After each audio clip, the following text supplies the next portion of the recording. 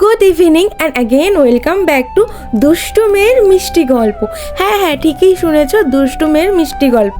আজ থেকে ইন্ট্রোডাকশনটা একটু আলাদা হোক, তাই না? রোজ রোজ ওই একই ইন্ট্রোডাকশন দিয়ে তোমরাও শুনে শুনে হাঁপিয়ে গেছো আর আমিও বলে বলে হাঁপিয়ে গেছি। তাই আজকে থেকে শুরু হলো নতুন একটা ইন্ট্রোডাকশন। আচ্ছা ছাড়ো ওসব কিছু। আজ জানো সকাল থেকে ভীষণভাবে বৃষ্টি পড়ছে, তাই বিকেলবেলায় ডিসাইড করলাম ম্যাগি খেতে খেতে দিদির বিয়ের অ্যালবামগুলো দেখবো। আর এই যে দিদির বিয়ের অ্যালবামগুলো দেখে ভীষণভাবে ভালো লাগছিল। আর সেই সময় তো আমি ভিডিও করতাম না, তাই তোমাদের সাথে আমি কিচ্ছু শেয়ার করতে পারিনি।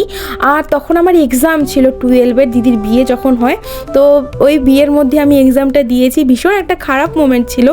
তো তারপর অনেক ইমোশনাল হয়ে গেছিলাম আমরা এই বিয়ের ক্যাসেটটা দেখতে দেখতে। আচ্ছা আমি না একটা কথা বলতে চাই, যে যাদের ভাই বোন রয়েছে বা তারা ভাবছে যে কেন এ রয়েছে, তাদের সহ্য করতে পারছে না, আমি তাদের বলতে চাই যে এটাই একটা গোল্ডেন টাইম।